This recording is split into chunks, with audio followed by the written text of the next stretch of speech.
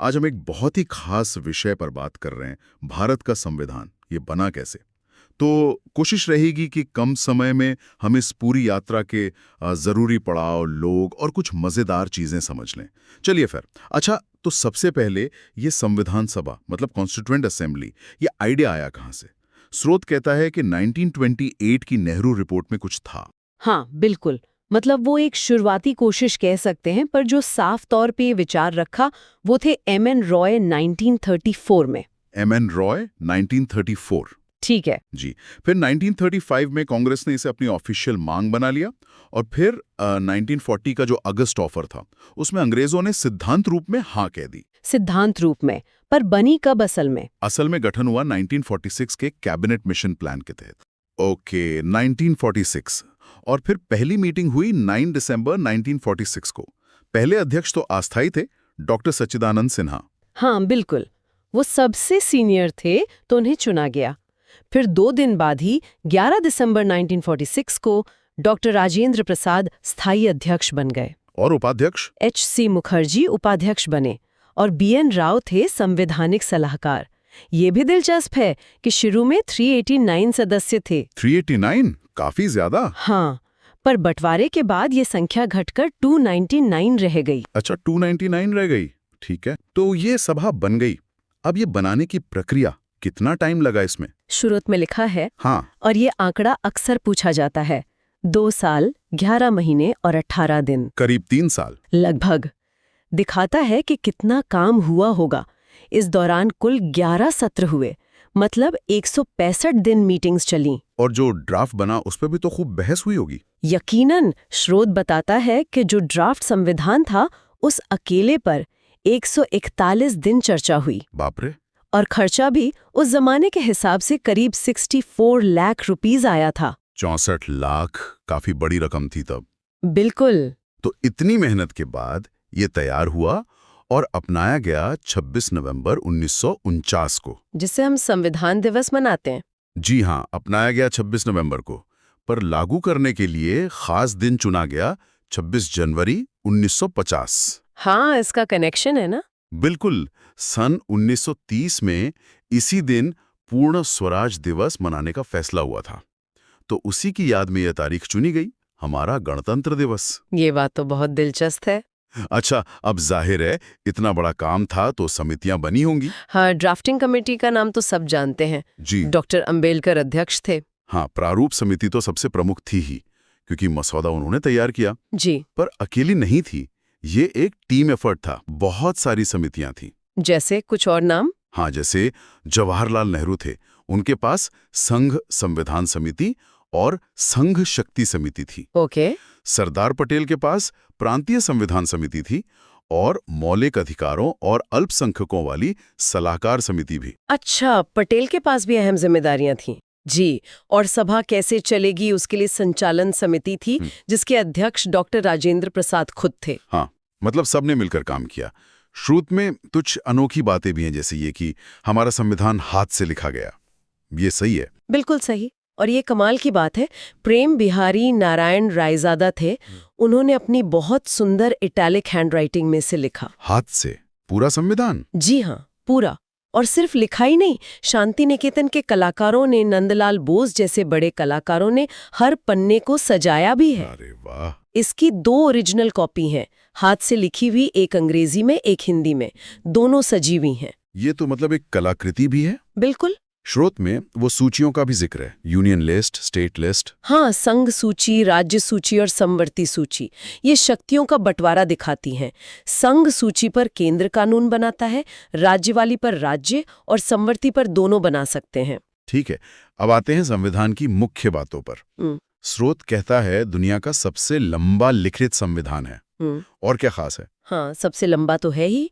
इसमें संसदीय प्रणाली है जैसे ब्रिटेन में, ढांचा संघीय है पर केंद्र मजबूत है। और वो कठोरता और लचीलेपन का मिश्रण वाली बात। हाँ, मतलब कुछ चीजें बदलना बहुत मुश्किल है, विशेष बहुमत चाहिए, और कुछ चीजें आसानी से साधारण बहुमत से बदली जा सकती हैं। एक बैलेंस है। और स्वतंत्र न्यायपालिका है, मौलिक अधिकार है हमारे, राज्य की नीति निर्देशक तत्व हैं जो सरकार को गाइड करते हैं, और सबको वोट का अधिकार बिना भेदभाव के। एकल नागरिकता भी। हाँ, एकल नागरिकता, धर्मनिरपेक्षता, मतलब राज्य का कोई धर्म नहीं, और इमरजेंसी के प्रावधान भी हैं। ये सब मिलकर इसे खास बनाते हैं। अच्छा, शुरुआत में प्रस्तावना है, प्रीएम्बल।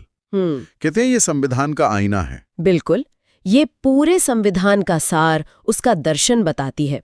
भारत कैसा देश होगा?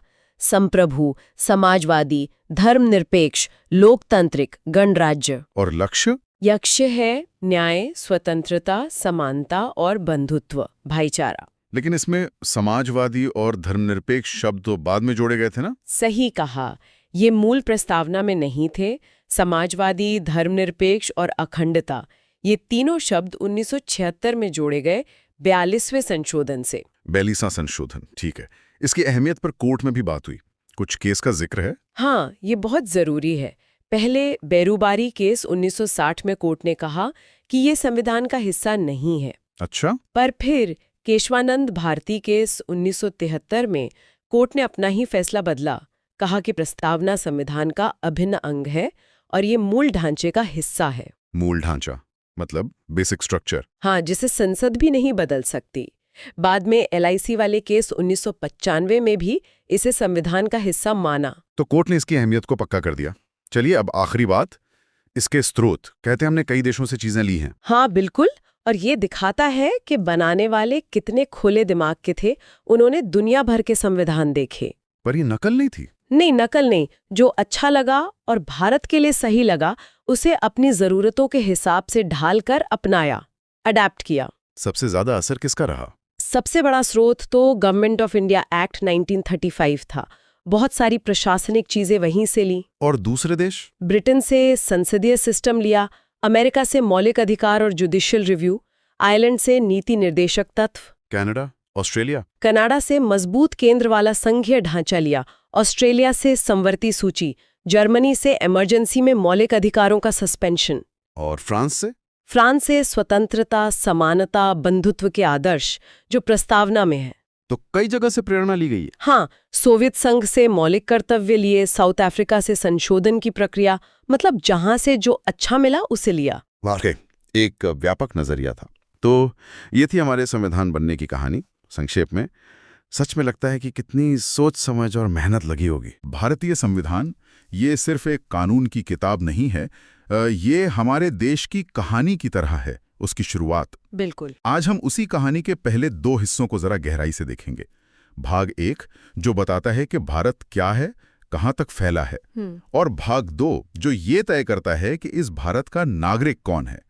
तो चलिए देखते हैं ये बुनियाद कैसे रखी गई। बिल्कुल। संविधान की शुरुआत ही होती है भारत की भौगोलिक और राजनीतिक पहचान तय करने से। हाँ। अनुच्छेद 1 साफ कहता है, India that is Bharat shall be a union of states, मतलब भारत यानी इंडिया राज्यों का एक संघ होगा। यहीं पर ये जो शब्द है राज्यों का संघ, ये दिलचस्प है। राज्यों का महासंघ या फेडरेशन ऑफ स्टेट्स क्यों नहीं कहा गया? सही सवाल है। राज्यों का संघ ये दिखाता है कि भारत के राज्य किसी समझौते का नतीजा नहीं है। अच्छा। और इसलिए उन्हें संघ से अलग होने का कोई अधिकार नहीं है। ये भारत की अखंडता को दिखाता है। समझ गया। और इसी सोच को आगे बढ़ाते हैं अनुच्छेद 2 और 3 जो संसद को काफी शक्तियां देते हैं। हाँ, अनुच्छेद 2 तो नए राज्यों को शामिल करने की बात करता है। जी, जैसे बाहर के किसी क्षेत्र को भारत में मिलाना हो। लेकिन अनुच्छेद 3 वो तो और भी महत्वपूर्ण है। ये संसद को अधिकार देता है कि वो किसी मौजूदा राज्य की सीमा बदल दे। सीमा बदल दे मतलब? हाँ, उसका क्षेत्र घटा दे, बढ़ा दे, या 2 राज्यों को मिला दे, या एक राज्य को तोड़कर नया राज्य बना दे। यहाँ तक कि राज्य का नाम भी बदल सकती है संसद। अरे, और इसके लिए क्या राज्य की सहमति जरूरी है? देखिए, संविधान कहता है कि राष्ट्रपति ऐसे किसी बिल को संसद में लाने से पहले प्रभावित राज्य या राज्यों के विधानमंडल को उनकी राय जानने के लिए भेजेंगे। लेकिन संसद उस राय को मानने के लिए बाध्य नहीं है। तो असल में ये शक्ति केंद्र के पास ही है। ये तो बहुत बड़ी शक्ति हुई।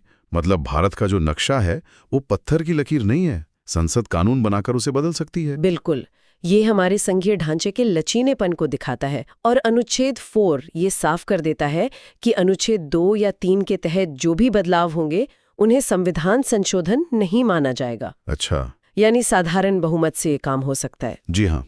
तो ये तो हुई भारत के क्षेत्र की बात, उसके ढांचे की बात। अब आते हैं उस सवाल पर जो शायद उस वक्त और भी पेचीदा था। इस जमीन पर रहने वाले लोगों में से नागरिक कौन है? खासकर जब देश का बंटवारा हुआ था, इतनी उथल पुथल थी। सही कहा। यहीं से संविधान का भाग 2 शुरू होता है, नागरिकता। अनुच्छेद 5 सबसे पहले बात करता है संविधान लागू होने के समय की नागरिकता की। मतलब 26 जनवरी 1950 को कौन नागरिक था? हाँ, कौन था? तो इसके अनुसार वो हर व्यक्ति भारत का नागरिक बना जिसका उस समय भारत में अधिवास था, यानी वो यहीं रह रहा था और साथ में 3 में से कोई एक शर्त पूरी करता हो। 3 शर्तें कौन सी? पहली, या तो वो खुद भारत के क्षेत्र में जन्मा हो। दूसरी, या उसके माता पिता में से कोई भारत में जन्मा हो। या तीसरी, वो संविधान लागू होने से ठीक पहले कम से कम 5 साल से मामूली तौर पर भारत में रह रहा हो। ठीक है, ये तो उस वक्त जो लोग यहाँ थे उनकी बात हो गई। लेकिन बंटवारे की वजह से तो लाखों लोग पाकिस्तान से भारत आए थे, उनका क्या? बिल्कुल, उनके लिए है अनुच्छेद 6। इसमें एक तारीख बहुत महत्वपूर्ण है, 19 जुलाई 1948। 19 जुलाई 1948। जी। ये क्यों? ये वो तारीख थी जब भारत और पाकिस्तान के बीच आने जाने के लिए परमिट सिस्टम लागू हुआ था। तो अनुच्छेद 6 कहता है कि जो लोग पाकिस्तान से भारत आए, उनमें से जो 19 जुलाई 1948 से पहले आ गए थे, उन्हें नागरिक मान लिया गया, अगर वो तब से सामान्य रूप से भारत में रह रहे थे। और जो उसके बाद आए? जो उस तारीख को या उसके बाद आए, उन्हें नागरिकता के लिए रजिस्ट्रेशन करवाना पड़ा। और रजिस्ट्रेशन के लिए शर्त थी कि आवेदन देने से पहले वो कम से कम 6 महीने भारत में रह चुके हों। अच्छा, तो प्रक्रिया थोड़ी अलग थी। और जो लोग भारत से पाकिस्तान चले गए थे, उनके लिए है अनुच्छेद 7। ये कहता है कि अगर कोई व्यक्ति 1 मार्च 1947 के बाद भारत से पाकिस्तान चला गया, तो उसे भारत का नागरिक नहीं समझा जाएगा। 1 मार्च 1947, ये तारीख भी अहम है। जी हाँ, हालांकि इसमें एक और बात थी। अगर ऐसा कोई व्यक्ति बाद में भारत सरकार से पुनर्वास का परमिट लेकर वापस भारत लौट आता है, तो उस पर फिर अनुच्छेद 6 लागू हो सकता था, यानी वो रजिस्ट्रेशन के लिए आवेदन कर सकता था। अच्छा, जो भारतीय मूल के लोग उस समय विदेशों में रह रहे थे, उनके लिए भी कुछ था? हाँ, बिल्कुल। अनुच्छेद 8 उनके लिए है। अगर कोई व्यक्ति खुद या उसके माता पिता या दादा दादी में से कोई अविभाजित भारत में जन्मा था और वो सामान्य रूप से विदेश में रह रहा है, तो वो उस देश में भारत के राजनयिक प्रतिनिधि के पास अपना नाम रजिस्टर करवाकर भारत का नागरिक बन सकता था। ठीक है। और एक और जरूरी बात शायद अनुच्छेद 9 में है, एकल नागरिकता के बारे में। बिल्कुल सही। अनुच्छेद 9 साफ करता है कि अगर कोई व्यक्ति अपनी मर्जी से किसी दूसरे देश की नागरिकता ले लेता है, तो उसकी भारतीय नागरिकता खत्म हो जाएगी। मतलब भारत दोहरी नागरिकता को मान्यता नहीं देता। तो ये सारे अनुच्छेद मिलके संविधान लागू होने के वक्त और उसके आसपास की जटिल स्थितियों को संभालते हैं। जी हाँ। लेकिन नागरिकता तो एक ऐसी चीज है जो समय के साथ बदलती है, नए सवाल उठते हैं। हाँ। भविष्य के लिए क्या व्यवस्था की गई? यहीं पर अनुच्छेद 10 और 11 आते हैं। अनुच्छेद 10 कहता है कि जो भी व्यक्ति इन शुरुआती अनुच्छेदों के तहत भारत का नागरिक बन गया है, वो आगे भी नागरिक बना रहेगा, लेकिन ये संसद द्वारा बनाए जाने वाले किसी भी कानून के अधीन होगा। अच्छा, मतलब संसद कानून बना के शर्तें बदल सकती है? हाँ, और अनुच्छेद 11 तो संसद को पूरी शक्ति देता है। ये कहता है कि संसद को नागरिकता हासिल करने, खत्म करने और नागरिकता से जुड़े किसी भी अन्य मामले पर कानून बनाने का पूरा अधिकार होगा। तो संविधान ने सिर्फ शुरुआत की, नींव रखी, लेकिन नागरिकता के नियम बनाने का, उन्हें बदलने का पूरा जिम्मा संसद को सौंप दिया। बिल्कुल। इसी अनुच्छेद 11 की शक्ति का इस्तेमाल करके संसद ने 1955 में नागरिकता अधिनियम यानी सिटीजनशिप एक्ट बनाया और उसमें फिर समय समय पर बदलाव भी होते रहे हैं। हाँ। तो ये दिखाता है कि नागरिकता कोई स्थिर चीज नहीं है, बल्कि संसद कानूनों के जरिए इसे परिभाषित करती रही है। तो कुल मिलाकर संविधान के ये पहले 2 भाग, भाग 1 और भाग 2, ये मिलकर हमारे राष्ट्र की एक तरह से रूपरेखा खींचते हैं। हाँ। कहाँ तक हमारा देश है और कौन इस देश के सदस्य हैं, यानी नागरिक हैं, ये वाकई बुनियाद के पत्थर हैं। सही कहा। ये सिर्फ कानूनी नियम नहीं है, ये बताते हैं कि भारत एक राष्ट्र के रूप में कैसे बना और कौन इसका हिस्सा है। नागरिकता की शर्तें, चाहे वो जन्म से हो, वंश से हो या निवास से हो या बाद में रजिस्ट्रेशन से, सब कुछ स्पष्ट करने की कोशिश की गई है। और साथ ही संसद को भविष्य की जरूरतों के हिसाब से कानून बदलने का अधिकार भी दिया गया है। नमस्कार। आज हम भारतीय संविधान के एक बहुत ही अहम हिस्से पर बात करने वाले हैं। जी, भाग 3 मौलिक अधिकार। हाँ, ये अनुच्छेद 12 से 35 तक हैं और अक्सर इन्हें हमारे लोकतंत्र की, आप कह सकते हैं, रीढ़ की हड्डी कहा जाता है। बिल्कुल। ये अधिकार सिर्फ नागरिकों के लिए ही नहीं, बल्कि कुछ हद तक भारत में रहने वाले सभी व्यक्तियों को मिलते हैं। और सबसे खास बात शायद अनुच्छेद 32 है कि अगर इनका उल्लंघन हो तो सीधे सुप्रीम कोर्ट जा सकते हैं। जी हाँ, ये उन्हें सिर्फ कागजी अधिकार नहीं रहने देता, उन्हें लागू करवाने की ताकत देता है। तो चलिए समझते हैं इन अधिकारों को। शुरुआत करते हैं कि ये अधिकार आखिर हमें किसके विरुद्ध मिले हैं। अनुच्छेद 12 और 13। हाँ, तो अनुच्छेद 12 ये बताता है कि राज्य यानी स्टेट क्या है। अच्छा, तो कौन कौन आता है इस राज्य में? सिर्फ दिल्ली की सरकार और राज्यों की सरकारें? नहीं, उससे कई ज्यादा।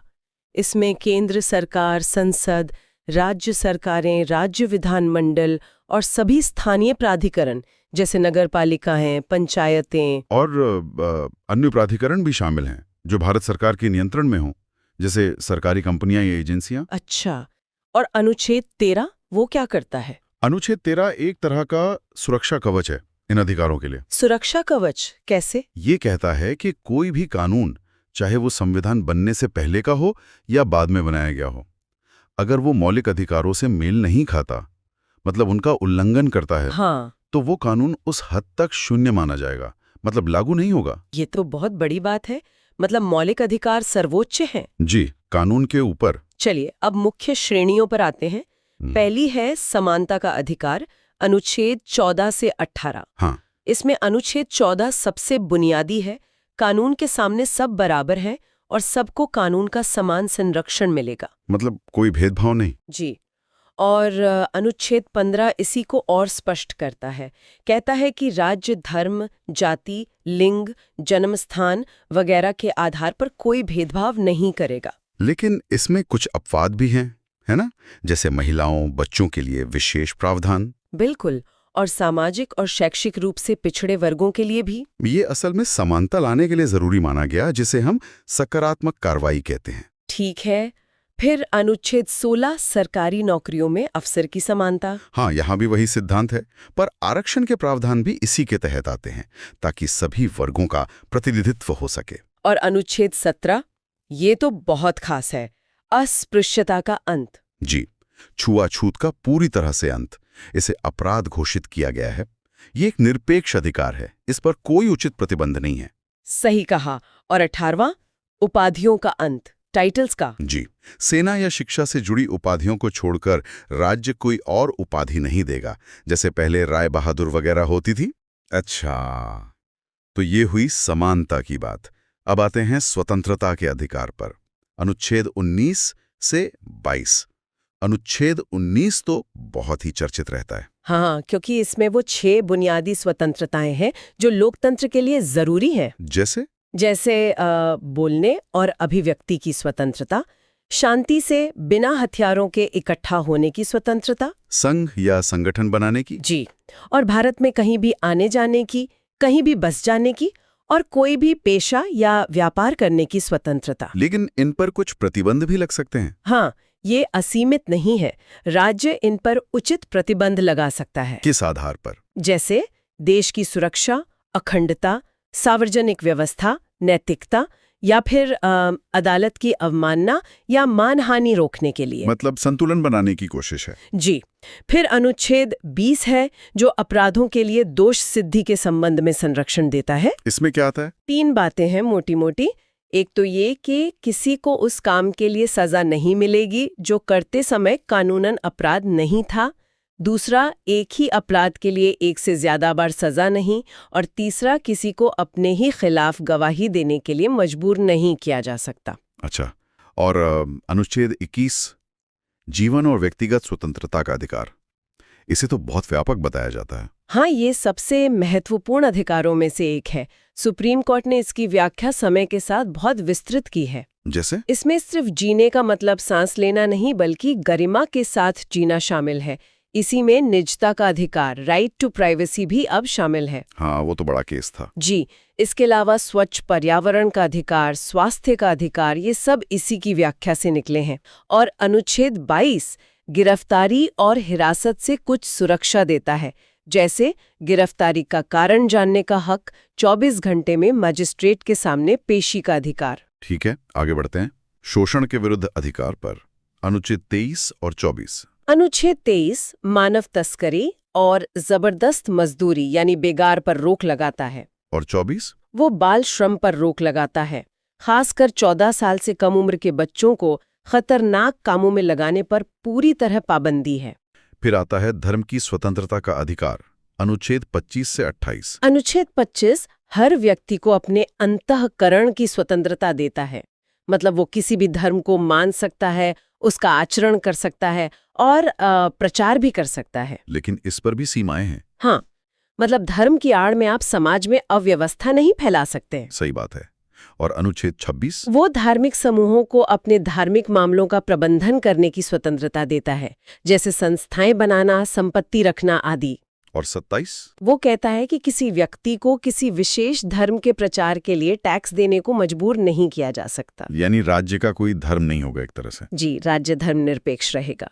और अनुच्छेद 28 कुछ शिक्षण संस्थानों में धार्मिक शिक्षा या उपासना में उपस्थित होने से स्वतंत्रता देता है। हाँ। इसके बाद है सांस्कृतिक और शैक्षिक अधिकार, अनुच्छेद 29 और 30, खासकर अल्पसंख्यकों के लिए। हाँ, अनुच्छेद 29 कहता है कि भारत के किसी भी हिस्से में रहने वाले नागरिकों के किसी भी वर्ग को जिनकी अपनी विशेष भाषा, लिपि या संस्कृति है, उसे बनाए रखने का अधिकार होगा। और 30? अनुच्छेद 30 अल्पसंख्यकों को, चाहे वो धर्म पर आधारित हो या भाषा पर, अपनी पसंद के शिक्षण संस्थान स्थापित करने और चलाने का अधिकार देता है। ये भारत की विविधता को बनाए रखने के लिए बहुत जरूरी लगता है। बिल्कुल। और अब आते हैं उस अधिकार पर जो इन सबको असलियत में लागू करवाता है, अनुच्छेद 32 संवैधानिक उपचारों का अधिकार। जी, डॉक्टर अंबेडकर ने इसे संविधान का हृदय और आत्मा कहा था। क्यों?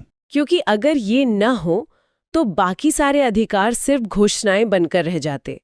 ये अधिकार हर नागरिक को ये शक्ति देता है कि अगर उसके मौलिक अधिकारों का हनन होता है तो वो सीधे सुप्रीम कोर्ट जा सकता है। सुप्रीम कोर्ट इन अधिकारों को लागू करवाने के लिए रिट जारी कर सकता है, जैसे बंदी प्रत्यक्षीकरण या हेबियस कॉर्पस। हाँ, मतलब शरीर को पेश करो। जी, गैरकानूनी हिरासत के खिलाफ। फिर परमादेश, प्रतिषेध, उत्प्रेषण और अधिकार पृच्छा, को वारंटो, ये अलग अलग स्थितियों में इस्तेमाल होते हैं। अच्छा, कुछ और बिंदु भी थे, जैसे संपत्ति का अधिकार, अनुच्छेद 31, वो मौलिक अधिकार नहीं है? नहीं, 44th संशोधन 1978 से इसे मौलिक अधिकारों की सूची से हटा दिया गया।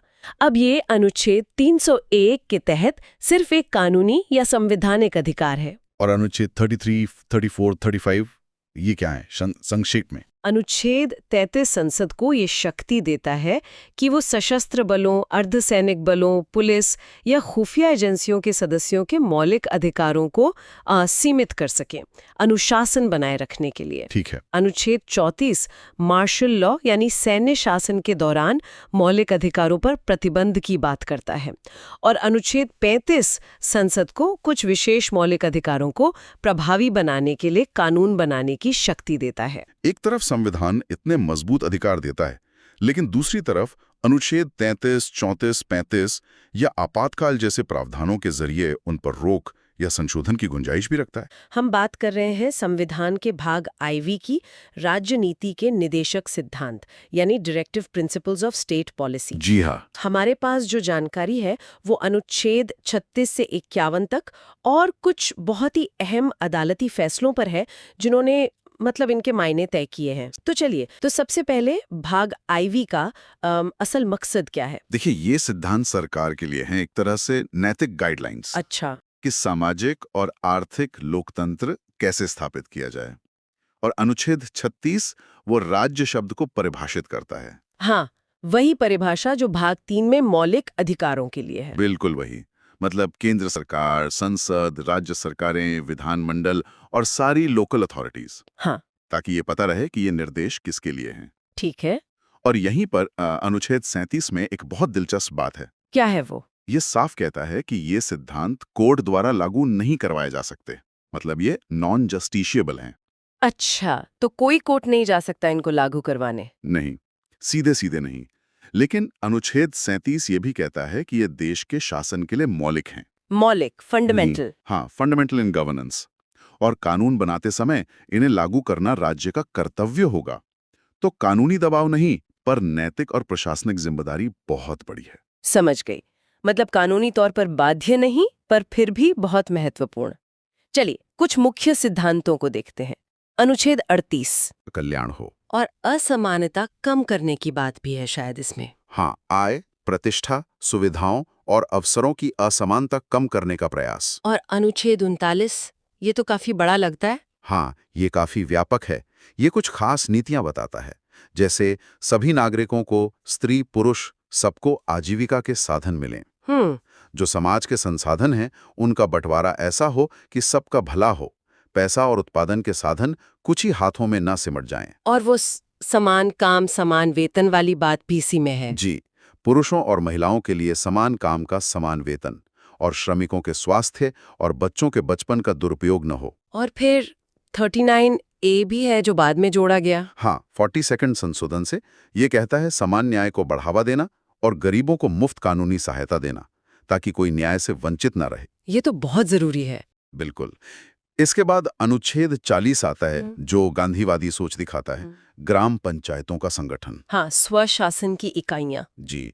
फिर अनुच्छेद 41 है, जो कुछ स्थितियों में जैसे बेरोजगारी, बुढ़ापा, बीमारी में काम, शिक्षा और लोक सहायता के अधिकार की बात करता है। और 42? अनुच्छेद 42 काम की अच्छी मानवीय दशाएं और मिटर्निटी रिलीफ यानी प्रसूति सहायता की बात करता है। ठीक है। और 43?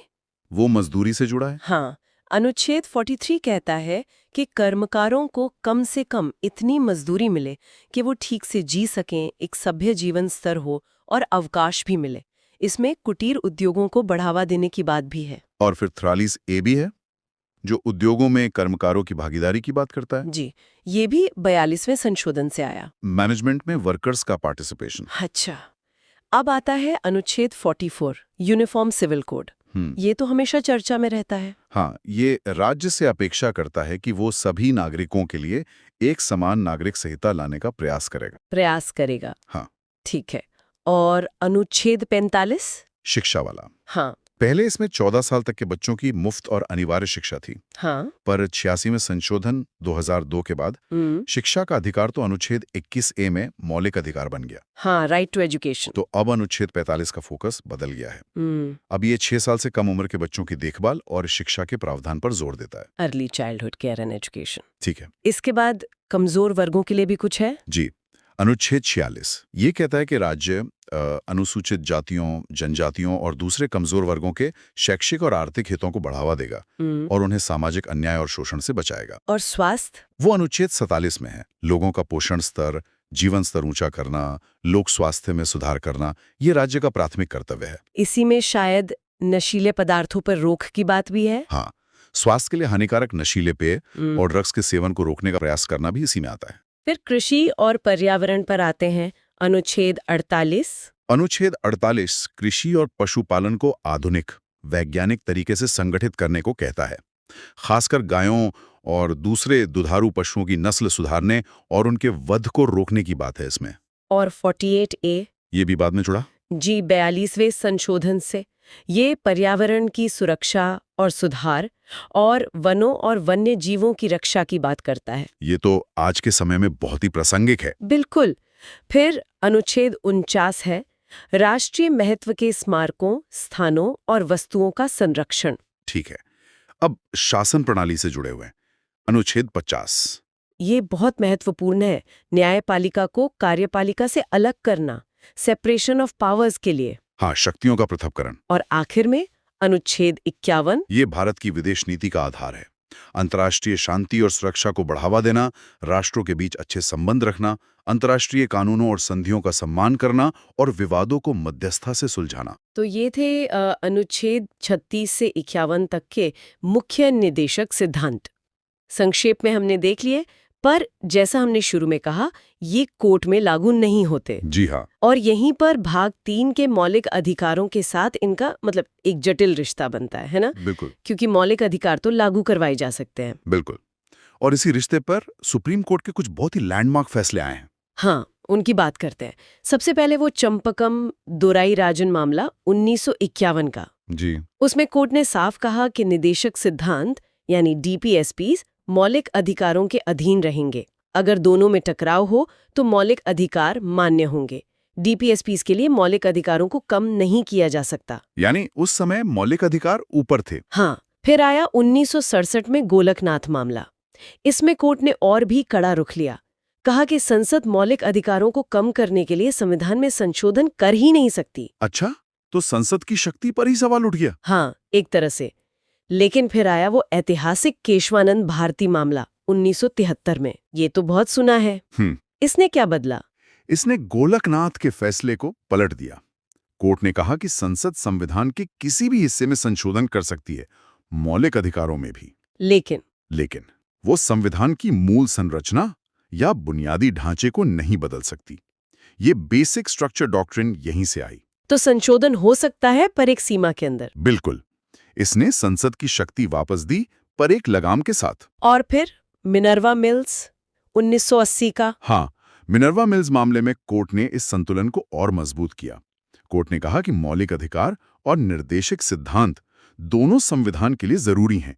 इनके बीच का संतुलन और सामंजस्य ये खुद संविधान की मूल संरचना का हिस्सा है। अच्छा, मतलब दोनों के बीच बैलेंस? जी, संसद संशोधन करके इस बैलेंस को खत्म नहीं कर सकती, किसी एक को दूसरे पर पूरी तरह हावी नहीं कर सकती। तो अगर हम इन सब फैसलों को एक साथ देखें तो क्या तस्वीर बनती है? मौलिक अधिकारों में है और सामाजिक कल्याण, जिसका लक्ष्य निदेशक सिद्धांत रखते हैं, इनके बीच एक संतुलन बनाने की कोशिश की है। ये दोनों एक दूसरे के विरोधी नहीं, बल्कि पूरक हैं, जैसे रथ के दो पहिए। सही। नमस्कार, आज हम भारतीय संविधान के एक बहुत खास हिस्से पर बात कर रहे हैं। ये वो हिस्सा है जो हमें अधिकारों के साथ साथ हमारी जिम्मेदारियों की भी याद दिलाता है। जी हाँ, नागरिकों के मौलिक कर्तव्य। हमारे पास है संविधान का भाग IVA, अनुच्छेद 51A। इसे, जैसा हम जानते हैं, 1976 में 42वें संशोधन के जरिए जोड़ा गया था। इन कर्तव्यों को लाने का एक मकसद शायद ये भी था कि नागरिकों में एक अनुशासन और राष्ट्र के प्रति जो उनकी प्रतिबद्धता है, वो भावना जगाई जाए। बिल्कुल। तो कहाँ से शुरू करें? पहला है 51A अ। ये कहता है कि हर नागरिक का ये कर्तव्य है कि वो संविधान का पालन करे और उसके आदर्शों, संस्थाओं, राष्ट्रध्वज और राष्ट्रगान का आदर करे। या गान के सम्मान तक की बात नहीं है। संविधान का पालन मतलब कानून का राज मानना, जो हमारा कॉन्स्टिट्यूशनल प्रोसेस है उसमें यकीन रखना। और इसी से जुड़ा हुआ है दूसरा कर्तव्य 51AB, स्वतंत्रता के लिए हमारे राष्ट्रीय आंदोलन को प्रेरित करने वाले जो उच्च आदर्श थे, उनको अपने दिल में संजोए रखना और उनका पालन करना। अच्छा, यानी सिर्फ आज़ादी का दिन मना लेना काफ़ी नहीं है, बल्कि वो जो वैल्यूज़ थीं, जिनके लिए लड़ाई हुई, जैसे लोकतंत्र, बराबरी, भाईचारा, उनको समझना और अपनी जिंदगी में उतारना भी ज़रूरी है। बिल्कुल। और फिर आता है तीसरा कर्तव्य 51AC, भारत की प्रभुता, एकता और अखंडता की रक्षा करना और उसे अक्षुण्ण रखना, मतलब उसे बनाए रखना। तो ये पहला ग्रुप हो गया राष्ट्र के प्रति हमारी बेसिक जिम्मेदारियां। दूसरे ग्रुप में हम उन कर्तव्यों को रख सकते हैं जो राष्ट्रीय सेवा और सामाजिक भाईचारे पर, सद्भाव पर जोर देते हैं। पहले 51AD को देखें। देश की रक्षा करना और जब जरूरत पड़े आह्वान किया जाए तो राष्ट्र की सेवा करना। देश की रक्षा, इसका मतलब सिर्फ फौज में जाना है या इसका कुछ और मतलब बड़ा मतलब है? बिल्कुल, लेकिन राष्ट्र की सेवा तो कई तरह से हो सकती है। अपने आस पड़ोस में, अपनी कम्युनिटी में योगदान देना, किसी आपदा के समय मदद करना, देश की तरक्की में अपना जो भी छोटा बड़ा हिस्सा है वो डालना, ये एक एक्टिव सिटीजनशिप की बात करता है। और ये एक्टिव होना सिर्फ बाहरी खतरों के लिए नहीं है, बल्कि देश के अंदर भी सद्भाव बनाने के लिए जरूरी है। 51E ये कहता है भारत के सभी लोगों में समरसता और समान भ्रातृत्व यानी भाईचारे की भावना का निर्माण करना, जो धर्म, भाषा, प्रदेश या वर्ग, इन सब पर आधारित भेदभाव से परे हो, और ऐसी प्रथाओं को छोड़ना जो स्त्रियों के सम्मान के खिलाफ हैं। अनेकता में एकता सिर्फ एक नारा नहीं है, इसके लिए कोशिश करनी पड़ती है। और इसमें जो सबसे महत्वपूर्ण हिस्सा है वो है स्त्रियों के सम्मान के विरुद्ध प्रथाओं का त्याग। ये दिखाता है कि हमारे संविधान बनाने वाले वो सामाजिक सुधार को भी नागरिक कर्तव्य का एक अहम हिस्सा मानते थे। ये सिर्फ पर्सनल मामला नहीं है, ये हमारी कलेक्टिव जिम्मेदारी है। 51 AF हमारी सामाजिक संस्कृति की गौरवशाली परंपरा का महत्व समझना और उसका परिरक्षण करना। सामाजिक संस्कृति या जिसे कंपोजिट कल्चर कहते हैं, उसका मतलब है हमारी मिली-जुली विरासत, जिसमें बहुत सारी धाराएं आकर एक साथ बहती हैं। तो इसका मतलब सिर्फ पुरानी इमारतों या कह लें आर्ट को बचाना नहीं है, बल्कि वो जो डाइवर्सिटी है, साथ रहने की जो भावना है, जो हमारी पहचान है, उसको जिंदा रखना है। इसके बाद कौन से कर्तव्य आते हैं? अनुच्छेद G, H और I की बात करें। हाँ, तीसरा समूह हम कह सकते हैं पर्यावरण, वैज्ञानिक सोच और नागरिक जिम्मेदारी। पहले 51 A को लेते हैं, प्राकृतिक पर्यावरण की रक्षा करना और उसका संवर्धन करना। इसमें वन, झील, नदी और वन्यजीव सब शामिल हैं, और प्राणी मात्र के प्रति दया भाव रखना। और ये सिर्फ सरकार का काम नहीं है, ये हर नागरिक का कर्तव्य बताया गया है। इसमें सिर्फ रक्षा नहीं, सुधार की भी बात है। और साथ में सिर्फ पेड़ पौधे या जानवर नहीं, बल्कि हर जीवित प्राणी के प्रति दया का भाव रखना। ये हमारे और प्रकृति के बीच के रिश्ते को एक तरह से नैतिक आधार देता है। और इसी प्रगतिशील सोच को आगे बढ़ाता है अगला कर्तव्य 51 A। हाँ, वैज्ञानिक दृष्टिकोण, मानववाद और ज्ञानार्जन तथा सुधार की भावना का विकास करना। ये वैज्ञानिक दृष्टिकोण और मानववाद, ये शब्द सुनने में थोड़े भारी लग सकते हैं। इनका यहाँ क्या मतलब समझा जाए? वैज्ञानिक दृष्टिकोण का मतलब सिर्फ साइंस पढ़ना नहीं है। इसका मतलब है तर्क से सोचना, चीजों पर सवाल उठाना, सबूतों के आधार पर अपनी राय बनाना, अंधविश्वासों से दूर रहना। ये एक तरह से जागरूक और समझदार नागरिक बनने की प्रक्रिया है। मानववाद का अर्थ है इंसान की गरिमा, उसकी वैल्यूज को सबसे ऊपर रखना, समस्याओं को इंसानी नजरिए से देखना और हल करना। और ज्ञानार्जन तथा सुधार की भावना का मतलब है लगातार सीखते रहना और खुद को, समाज को बेहतर बनाने की कोशिश करते रहना। ये तीनों मिलकर एक लॉजिकल, ह्यूमेन और प्रोग्रेसिव समाज बनाते हैं। और इसी नागरिक समझ से जुड़ा है अगला कर्तव्य 51 AI, सार्वजनिक संपत्ति को सुरक्षित रखना और हिंसा से दूर रहना। ये बहुत सीधा और स्पष्ट कर्तव्य है। सरकारी संपत्ति को नुकसान पहुंचाना, चाहे वो बस हो या कोई ऐतिहासिक इमारत या फिर किसी भी तरह की हिंसा का रास्ता अपनाना, ये सब इस कर्तव्य के खिलाफ है। ये एक सभ्य समाज के चलने के लिए आप कह सकते हैं मिनिमम रिक्वायरमेंट है। अब आखिर में दो कर्तव्य बचते हैं, J और K। इन्हें हम एक चौथा समूह मान सकते हैं, व्यक्तिगत और सामूहिक उत्कृष्टता और शिक्षा। ये भविष्य की ओर देखने वाले कर्तव्य हैं। कर्तव्य 51 A कहता है व्यक्तिगत और सामूहिक गतिविधियों के सभी क्षेत्रों में उत्कर्ष की ओर बढ़ने का सतत प्रयास करना, जिससे राष्ट्र निरंतर बढ़ते हुए प्रयत्न और उपलब्धि की नई ऊंचाइयों को छू ले। उत्कर्ष की ओर बढ़ने का प्रयास, इसका मतलब क्या है? मतलब हर किसी को नोबेल प्राइज जीतना है या क्या? नहीं, ऐसा बिल्कुल नहीं। उत्कर्ष या एक्सीलेंस का सीधा सा मतलब है कि आप जो भी काम कर रहे हैं, चाहे अकेले या किसी टीम में, उसे अपनी पूरी क्षमता से सबसे अच्छे तरीके से करने की कोशिश करना। ये एक किसान पर भी लागू होता है, एक टीचर पर भी, एक कलाकार, एक वैज्ञानिक, एक खिलाड़ी, हर किसी पर। जब हर कोई अपना बेस्ट देने की कोशिश करेगा तो जाहिर है देश अपने आप आगे बढ़ेगा। ये लगातार इम्प्रूवमेंट और डेवलपमेंट की बात है। और अंतिम कर्तव्य 51 A के, ये तो शायद बाद में जोड़ा गया था, है ना? हाँ, बिल्कुल। ये कर्तव्य 86वें संविधान संशोधन अधिनियम 2002 से जोड़ा गया था। ये कहता है यदि आप माता पिता या संरक्षक हैं तो 6 साल से 14 साल तक की आयु वाले अपने बच्चे या जैसा भी मामला हो, प्रतिपाल्य को शिक्षा के अवसर प्रदान करना। अच्छा, तो ये खासतौर पे पेरेंट्स या गार्डियंस के लिए है। जी, इसे जोड़ने से जो शिक्षा का अधिकार है, जो अब अनुच्छेद 21 A के तहत एक मौलिक अधिकार भी है, उसे और बल मिला। ये दिखाता है कि बच्चों की शिक्षा सिर्फ सरकार की ही नहीं, बल्कि परिवार की भी एक अहम जिम्मेदारी है। ये हमारी आने वाली पीढ़ी को मजबूत बनाने की दिशा में एक बहुत महत्वपूर्ण कर्तव्य है। आज हम भारतीय संविधान के एक बहुत ही अहम हिस्से पर, मतलब भाग V पर बात करेंगे। जी, भाग V, जो अनुच्छेद 52 से शुरू होकर 123 तक जाता है। हाँ, और ये अनुच्छेद हमारी संघीय सरकार की जो रूपरेखा है, कार्यपालिका और संसद, उसे तय करते हैं। बिल्कुल, हमारे पास ये सारे अनुच्छेद हैं और आज कोशिश रहेगी कि इनकी जो मुख्य बातें हैं उन्हें सरल तरीके से समझें। ताकि ये पूरा ढांचा साफ हो जाए, राष्ट्रपति से लेकर संसद के कामकाज तक। तो फिर चलिए शुरू करते हैं। जी, सबसे पहले देश के प्रमुख। अनुच्छेद 52 ये कहता है कि भारत का एक राष्ट्रपति होगा। यहां से कहानी शुरू होती है। हाँ, बिल्कुल। और तुरंत बाद अनुच्छेद 53 ये साफ करता है कि संघ की जो सारी कार्यकारी शक्ति है वो राष्ट्रपति में ही निहित होगी। अच्छा, और उनका चुनाव? उसके लिए हैं अनुच्छेद 54 और 55। ये चुनाव की पूरी प्रक्रिया बताते हैं, कौन वोट देगा, कैसे होगा, वो सब। और कार्यकाल, योग्यताएं? हाँ, वो भी सब है। अनुच्छेद 56 में 5 साल का कार्यकाल बताया गया है। 57 कहता है कि वो दोबारा भी चुने जा सकते हैं। ठीक है। और 58 में है योग्यताएं, भारत का नागरिक हो, 35 साल की उम्र हो, वगैरह। 59 में पद की शर्तें हैं, जैसे वो सांसद या विधायक नहीं हो सकते। शपथ और हटाने की प्रक्रिया भी होगी। जी, अनुच्छेद 60 में शपथ या प्रतिज्ञान का प्रारूप है और अनुच्छेद 61 वो महाभियोग यानी इम्पीचमेंट की प्रक्रिया बताता है। ये काफी विस्तृत है। और 62 ये पक्का करता है कि अगर पद खाली हो तो चुनाव समय पर हो जाए। तो ये हुआ राष्ट्रपति पद का मूल ढांचा।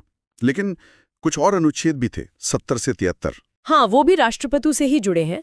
अनुच्छेद 70 है आकस्मिक स्थितियों के लिए, मतलब अगर कोई ऐसी स्थिति आ जाए जिसका जिक्र नहीं है तो राष्ट्रपति के काम कैसे होंगे। अच्छा। 71 चुनाव संबंधी विवादों को देखता है और 72 बहुत महत्वपूर्ण है, राष्ट्रपति की क्षमादान शक्ति, सजा माफ करना, कम करना। हाँ, ये काफी सुना है। और 73 संघ की कार्यकारी शक्ति का विस्तार बताता है कि वो किन विषयों तक फैली हुई है। स्पष्ट है। तो राष्ट्रपति के बाद आते हैं उपराष्ट्रपति। अनुच्छेद 63। जी, अनुच्छेद 63 कहता है कि भारत का एक उपराष्ट्रपति होगा और 64 तुरंत उनकी एक मुख्य भूमिका बताता है, वो राज्यसभा के पदेन सभापति होंगे। अच्छा, मतलब एक्स ऑफिशियो चेयरमैन। हाँ, फिर अनुच्छेद 65 बताता है कि कब उपराष्ट्रपति राष्ट्रपति के तौर पर काम करेंगे और उनका चुनाव, कार्यकाल। अनुच्छेद 66 में चुनाव की प्रक्रिया है, 67 में कार्यकाल जो 5 साल का है और हटाने की प्रक्रिया, 68 पद खाली होने पर चुनाव का समय बताता है और 69 में उनकी शपथ का प्रारूप है। ठीक है, तो राष्ट्रपति और उपराष्ट्रपति दोनों पदों के लिए स्पष्ट व्यवस्था है। अब असल सरकार पर आते हैं जो काम करती है, मंत्रिपरिषद। अनुच्छेद 74। हाँ, ये संसदीय प्रणाली का आधार है। अनुच्छेद 74 कहता है कि राष्ट्रपति को सलाह और सहायता देने के लिए एक मंत्रिपरिषद होगी जिसके मुखिया प्रधानमंत्री होंगे और राष्ट्रपति इनके सलाह मानेंगे। हाँ, 74 ये भी कहता है कि राष्ट्रपति मंत्रिपरिषद की सलाह के अनुसार ही काम करेंगे।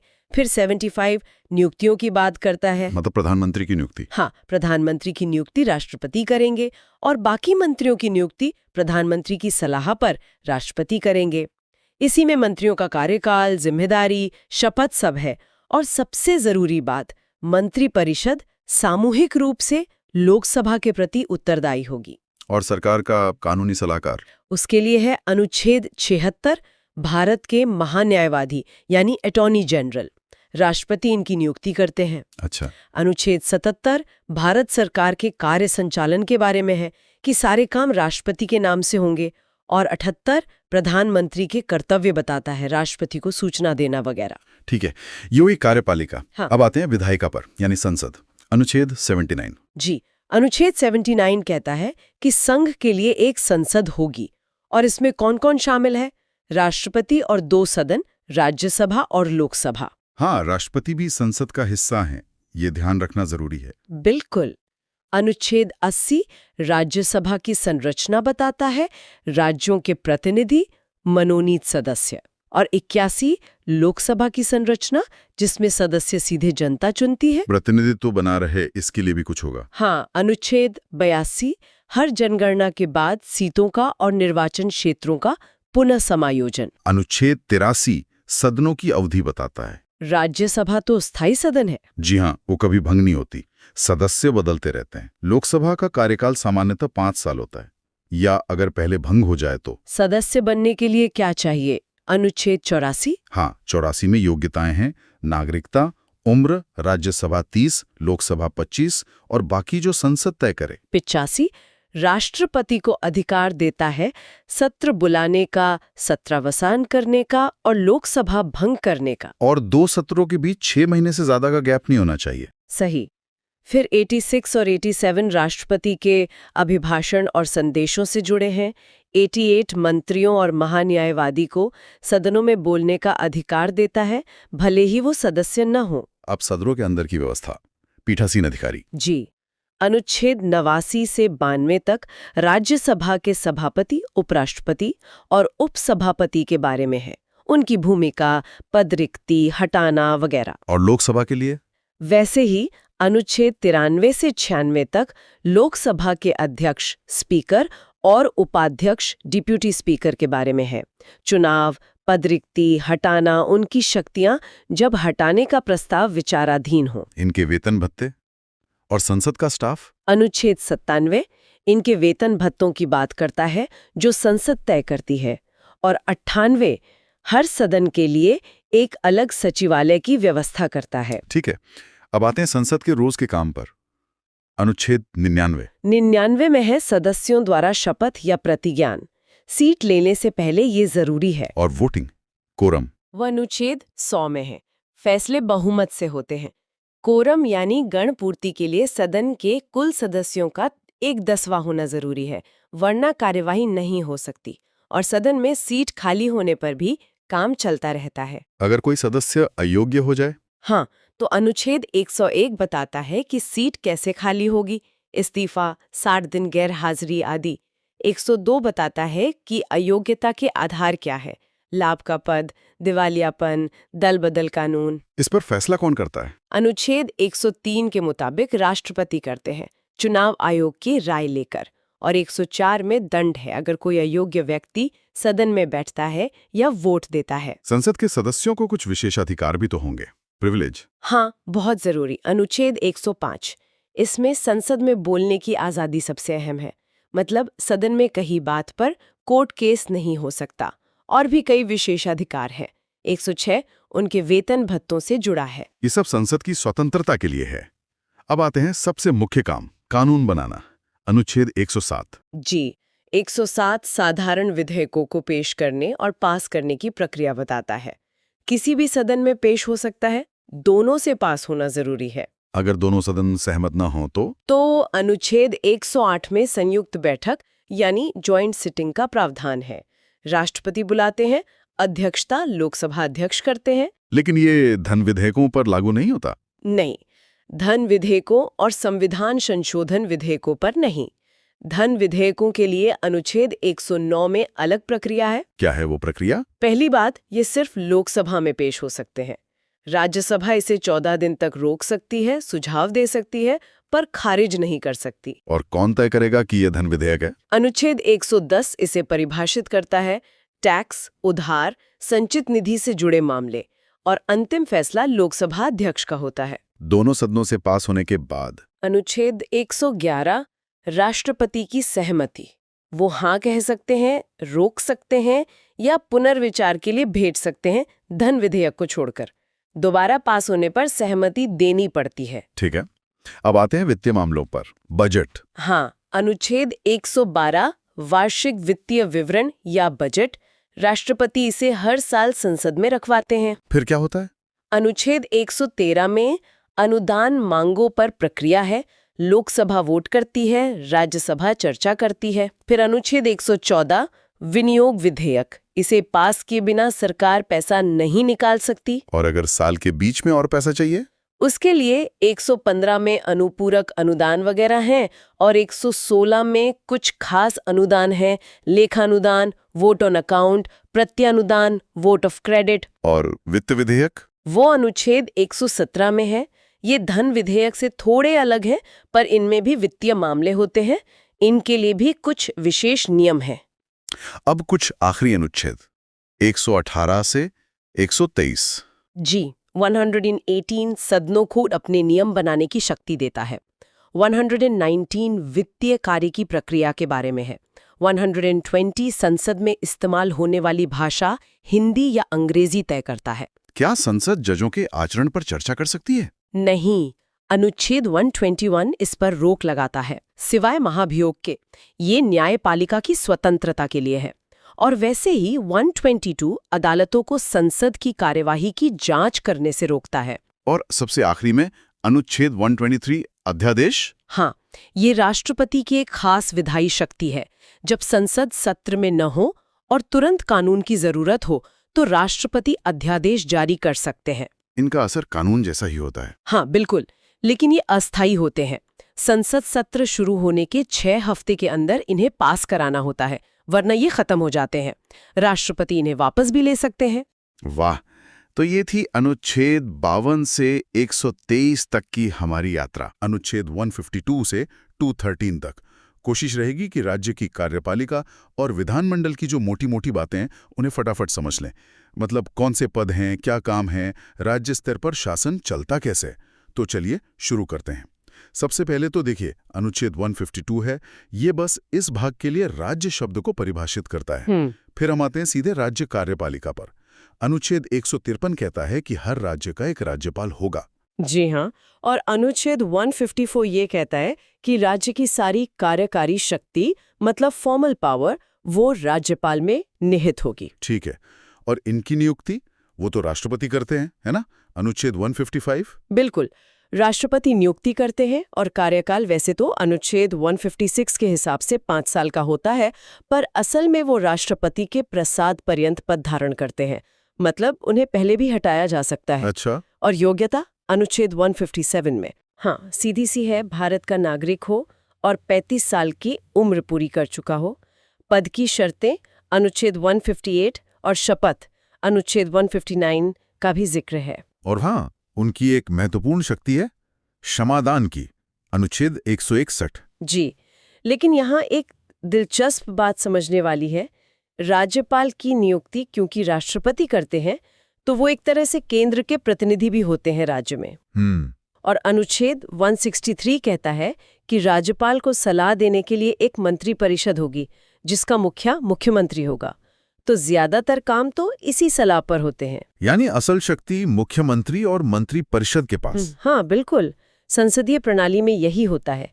राज्यपाल संवैधानिक प्रमुख है, लेकिन वास्तविक कार्यकारी शक्तियां चुनी हुई सरकार के पास होती हैं। तो अनुच्छेद 164 मुख्यमंत्री और बाकी मंत्रियों की नियुक्ति से जुड़ा है। राज्यपाल मुख्यमंत्री को नियुक्त करते हैं और फिर उनकी सलाह पर बाकी मंत्रियों को। जी, और ये मंत्री सामूहिक रूप से विधानसभा के प्रति उत्तरदायी होते हैं। अच्छा, और मुख्यमंत्री का एक कर्तव्य भी है, अनुच्छेद 167 में राज्यपाल को जानकारी देने वाला। हाँ, प्रशासन और विधान के प्रस्तावों से संबंधित जानकारी राज्यपाल को देना मुख्यमंत्री का कर्तव्य है। और एक और पद है कार्यपालिका में, महाधिवक्ता, एडवोकेट जनरल, अनुच्छेद 165। जी, ये राज्य सरकार के मुख्य कानूनी सलाहकार होते हैं। इनकी नियुक्ति भी राज्यपाल करते हैं। और अनुच्छेद 166 कहता है कि राज्य सरकार के सभी कार्य राज्यपाल के नाम से किए हुए माने जाते हैं। ठीक है, तो ये हुई कार्यपालिका की बात। अब आते हैं विधानमंडल पर, मतलब कानून बनाने वाली संस्था। जी, अनुच्छेद 168 कहता है कि हर राज्य में एक विधानमंडल होगा। इसमें राज्यपाल होंगे और सदन होंगे। कुछ राज्यों में 2, विधान परिषद और विधानसभा, और बाकियों में सिर्फ 1, यानी विधानसभा। हाँ, और ये विधान परिषद बनाना या खत्म करना ये राज्यों के हाथ में है। अनुच्छेद 169 इसकी प्रक्रिया बताता है। विधानसभा को विशेष बहुमत से प्रस्ताव पास करना होता है। विधानसभा यानी लेजिस्लेटिव असेंबली, इसमें तो सीधे जनता चुनकर भेजती है सदस्यों को, अनुच्छेद 170। जी, जबकि विधान परिषद, लेजिस्लेटिव काउंसिल, अनुच्छेद 171, उसमें सदस्य अलग अलग तरीकों से आते हैं। कुछ अप्रत्यक्ष चुनाव से, जैसे टीचर्स, ग्रेजुएट्स, लोकल बॉडीज चुनते हैं, और कुछ को राज्यपाल नॉमिनेट करते हैं। सभी राज्यों में क्यों नहीं है ये परिषद? देखिए, ये हमेशा से बहस का विषय रहा है। कुछ मानते हैं कि ये गैर जरूरी है, खर्चीला है। कुछ मानते हैं कि ये विशेषज्ञों को मौका देता है और जल्दबाजी में बने कानूनों पर रोक लगाता है। संविधान ने ये राज्यों पर छोड़ दिए। विधानसभा का कार्यकाल 5 साल, अनुच्छेद 172। लेकिन विधान परिषद वो एक स्थायी सदन है। भंग नहीं होती, सदस्य बदलते रहते हैं। और योग्यता की बात करें, अनुच्छेद 173, तो विधानसभा के लिए 25 साल और परिषद के लिए 30 साल उम्र चाहिए। नागरिकता तो है ही। ठीक है। अब विधानमंडल का सत्र बुलाना, खत्म करना या विधानसभा भंग करना ये राज्यपाल करते हैं। अनुच्छेद 174। जी हाँ, ये राज्यपाल की शक्तियां हैं। वो सदनों को संबोधित भी कर सकते हैं। अनुच्छेद 175, 176। और मंत्री और महाधिवक्ता वो कार्यवाही में हिस्सा ले सकते हैं। अनुच्छेद 177। हाँ, बोल सकते हैं, हिस्सा ले सकते हैं, पर वोट वहीं करेंगे जिस सदन के सदस्य हों। अच्छा, अब सदनों के अधिकारी, विधानसभा में स्पीकर, डिप्टी स्पीकर, अनुच्छेद 178, 181। और विधान परिषद में सभापति, उपसभापति, अनुच्छेद 182, 185 ये सदन की कार्यवाही चलाते हैं। सदस्य शपथ लेते हैं, अनुच्छेद 188, और फैसले बहुमत से होते हैं, अनुच्छेद 189। अगर पद खाली भी हो तब भी सदन काम कर सकता है। जी, और सदस्यों की अयोग्यता के नियम भी हैं, अनुच्छेद 191, और सीटें कैसे खाली होती हैं वो अनुच्छेद 190 में है। अब आते हैं शक्तियों और प्रक्रिया पर। अनुच्छेद 194 में सदस्यों और सदनों के विशेषाधिकार हैं। हाँ, जैसे सदन में कुछ कहा तो उस पर कोर्ट केस नहीं हो सकता। और बिल पास करने की प्रक्रिया, अनुच्छेद 196। साधारण बिल तो किसी भी सदन में आ सकता है। जी, दोनों सदनों से अगर हैं तो पास होकर राज्यपाल की सहमति चाहिए। राइट। लेकिन धन विधेयक, मनी बिल्स के लिए प्रक्रिया अलग है। हाँ, ये धन विधेयक क्या है? अनुच्छेद 199 में परिभाषा है और प्रक्रिया अनुच्छेद 198 में। बिल्कुल, धन विधेयक मतलब जो टैक्स, उधार या राज्य की संचित निधि से पैसे निकालने से जुड़े हों, ये सिर्फ और सिर्फ विधानसभा में ही पेश हो सकते हैं। सिर्फ विधानसभा में। अच्छा। हाँ, विधान परिषद इसमें सिर्फ 14 दिन की देरी कर सकती है या सुझाव दे सकती है। विधानसभा वो सुझाव माने या ना माने, बिल पास माना जाएगा, क्योंकि पैसे का मामला सीधे जनता के चुने हुए प्रतिनिधियों के हाथ में होना चाहिए। तो विधान परिषद की शक्तियां काफी सीमित हैं। धन विधेयक के मामले में तो बिल्कुल ही, और साधारण बिल पर भी वे ज्यादा से ज्यादा 4 महीने रोक सकती हैं। अनुच्छेद 197। जी, सही कहा। जब बिल पास हो जाए तो राज्यपाल के पास जाता है सहमति के लिए। अनुच्छेद 200। वो क्या क्या कर सकते हैं? सहमति दे सकते हैं, रोक सकते हैं या पुनर्विचार के लिए लौटा सकते हैं, धन विधेयक को छोड़कर। अगर सदन दोबारा पास कर दे तो सहमति देनी पड़ती है। और एक विकल्प और है, राष्ट्रपति के विचार के लिए आरक्षित रखना। अनुच्छेद 201। हाँ, ये खास मामलों में होता है, जैसे अगर बिल हाईकोर्ट की शक्तियों पर असर डाल रहा हो। ये फिर से केंद्र राज्य संबंधों और राज्यपाल की भूमिका को दिखाता है। बिल्कुल। अब जल्दी से वित्तीय मामले देखते हैं। बजट यानी वार्षिक वित्तीय विवरण, अनुच्छेद 202। जी। और पैसा निकालने के लिए विनियोग विधेयक, अप्रोप्रिएशन बिल पास कराना जरूरी है, अनुच्छेद 204 के तहत। सदन अपनी प्रक्रिया के नियम खुद बना सकते हैं। अनुच्छेद 208। भाषा, अनुच्छेद 210। हिंदी, अंग्रेजी या राज्य की राजभाषा। और एक महत्वपूर्ण बात अनुच्छेद 212 में है, अदालतें विधानमंडल की कार्यवाही की जांच नहीं कर सकती कि प्रक्रिया में कोई गड़बड़ी हुई या नहीं। ठीक है। और अंत में अनुच्छेद 213, ये राज्यपाल के अध्यादेश जारी करने की शक्ति है। जी, ये तब होता है जब विधानमंडल का सत्र न चल रहा हो और तुरंत कानून की जरूरत हो। ये एक अस्थायी कानून जैसा होता है। लेकिन इसे बाद में विधानमंडल से पास कराना जरूरी है। हाँ, सत्र शुरू होने के 6 हफ्तों के अंदर पास कराना होता है, वरना वो खत्म हो जाता है। ये कार्यपालिका को मिली एक अस्थायी विधायी शक्ति है। तो ये था एक बहुत ही संक्षिप्त दौरा संविधान के भाग 6 अनुच्छेद 152 से 213 तक। नमस्कार। आज हम भारतीय संविधान की गहराइयों में उतर रहे हैं।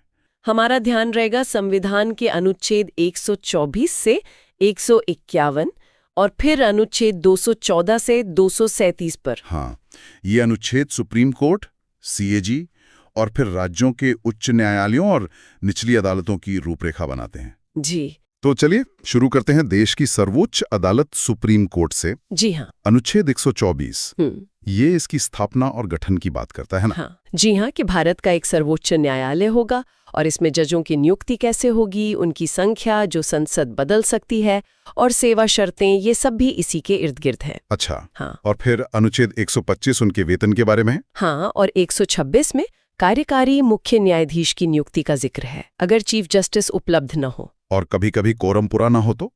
उसके लिए भी कुछ है? हाँ, अनुच्छेद 127 में तदर्थ न्यायाधीश मतलब एडहॉक जलिस की नियुक्ति की बात है और 128 में सेवानिवृत्त जजों को भी बुलाया जा सकता है। तो मतलब काम रुकना नहीं चाहिए, ये हाँ, सोच है। बिल्कुल। ये सब तो प्रक्रिया से जुड़ी बातें हैं, लेकिन अनुच्छेद 129 बहुत महत्वपूर्ण है। Supreme court court of record होगा। अब अगर शक्तियों की बात करें हाँ। तो कई तरह के क्षेत्राधिकार हैं। हाँ, जैसे अनुच्छेद 131 मूल क्षेत्राधिकार मतलब केंद्र और राज्यों के बीच या राज्यों के आपस के झगड़े सीधे सुप्रीम कोर्ट सुनेगा। सही। फिर है अपील का क्षेत्राधिकार। अनुच्छेद 132 संवैधानिक मामलों में अपील, 143 सिविल मामलों में और 134 आपराधिक मामलों में। हाँ, हाईकोर्ट के फैसलों के खिलाफ। लेकिन इसमें कुछ शर्तें होती होंगी, पता है। और एक और चीज जो बहुत सुनने में आती है, अनुच्छेद 136 स्पेशल लीव पिटिशन SLP। हाँ, SLP ये सुप्रीम कोर्ट को बहुत बड़ी मतलब विवेकाधीन शक्ति देता है। वो भारत की किसी भी अदालत या ट्रिब्यूनल के किसी भी फैसले या आदेश के खिलाफ अपील की इजाजत दे सकता है। मतलब न्याय के लिए एक खास रास्ता। जी, और भी शक्तियां हैं। अनुच्छेद 137 के तहत अपने ही फैसलों को दोबारा देखना, रिव्यू करना। और अनुच्छेद 143 राष्ट्रपति को सलाह देना। हाँ, सलाहकार क्षेत्राधिकार। जब राष्ट्रपति को लगे कि कानून या तथ्य का कोई ऐसा सवाल है जो सार्वजनिक महत्व का है, तो वो सुप्रीम कोर्ट की राय मांग सकते हैं। और एक अनुच्छेद 142 भी है जो पूर्ण न्याय की बात करता है। हाँ, ये बहुत खास है। ये सुप्रीम कोर्ट को किसी भी मामले में पूर्ण न्याय करने के लिए कोई भी जरूरी आदेश देने की शक्ति देता है और वो आदेश पूरे देश में लागू होता है।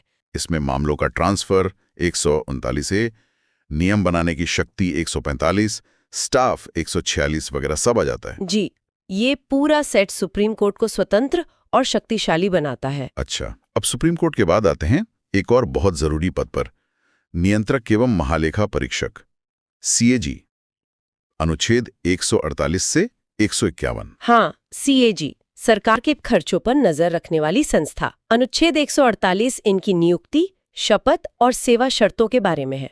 नियुक्ति राष्ट्रपति करते हैं और हटाना उतना ही मुश्किल जितना सुप्रीम कोर्ट के जज को। ये मुश्किल क्यों बनाया गया? ताकि वो स्वतंत्र रहें। बिल्कुल, क्योंकि अनुच्छेद 149 उनके काम बताता है, केंद्र और राज्य सरकारों के खातों का ऑडिट करना, ये देखना कि पैसा सही से खर्च हुआ या नहीं। अगर वो सरकार के दबाव में होंगे तो निष्पक्ष ऑडिट कैसे करेंगे? सही बात है। और अनुच्छेद 150 खातों का फॉर्मेट तय करने के बारे में है CAG की सलाह पर। हाँ, और सबसे जरूरी अनुच्छेद 151 ये कहता है कि CAG की जो ऑडिट रिपोर्ट होगी वो राष्ट्रपति केंद्र के लिए या राज्यपाल राज्य के लिए को दी जाएगी। और फिर वो उसे संसद या विधानसभा में रखवाएंगे। जी, ताकि जनता के प्रतिनिधियों को पता चले कि पैसा कहाँ और कैसे खर्च हो रहा है। इससे सरकार की जवाबदेही तय होती है। इसीलिए इन्हें guardian of the public purse कहते हैं शायद। हाँ, बिल्कुल। ये 4 अनुच्छेद देश में वित्तीय अनुशासन के लिए बहुत अहम है। ठीक है, अब सुप्रीम कोर्ट और CAG के बाद राज्यों की न्यायपालिका पर आते हैं। उच्च न्यायालय मतलब हाई कोर्ट्स। अनुच्छेद 214 कहता है कि हर राज्य के लिए एक हाई कोर्ट होगा। जी, हालांकि अनुच्छेद 231 ये भी कहता है कि संसद चाहे तो 2 या ज्यादा राज्यों के लिए या किसी राज्य और केंद्र शासित प्रदेश के लिए एक कॉमन हाई कोर्ट भी बना सकती है। और जैसे supreme court court of record था, वैसे ही अनुच्छेद 215 हाई कोर्ट को भी ये दर्जा देता है। हाँ, बिल्कुल। इनके फैसले भी नजीर बनते हैं और इन्हें भी अपनी अवमानना के लिए सजा देने की शक्ति है। अच्छा, फिर अनुच्छेद 216 इनके गठन की बात करता है, मतलब एक मुख्य न्यायाधीश और बाकी जज होंगे। जी, और 217 में जजों की नियुक्ति और उनकी शर्तों का जिक्र है, जैसे उनकी उम्र 62 साल तक। नियुक्ति राष्ट्रपति करते हैं, लेकिन उसमें भारत के मुख्य न्यायाधीश, राज्य के राज्यपाल और हाईकोर्ट के मुख्य न्यायाधीश की सलाह ली जाती है। और 219 में शपथ की बात है।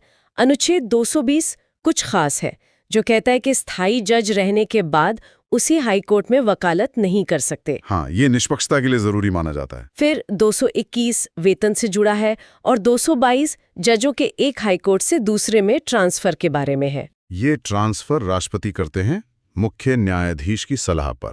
जी, और जैसे सुप्रीम कोर्ट में था वैसे यहाँ भी कार्यकारिणी मुख्य न्यायाधीश 223 और अतिरिक्त जज 224 की नियुक्ति का प्रावधान है। और अनुच्छेद 224 ए में रिटायर्ड जजों की नियुक्ति की भी बात है। अब आते हैं हाईकोर्ट की एक बहुत ही ताकतवर शक्ति पर। अनुच्छेद 226 रिट जारी करना। हाँ, ये बहुत व्यापक है।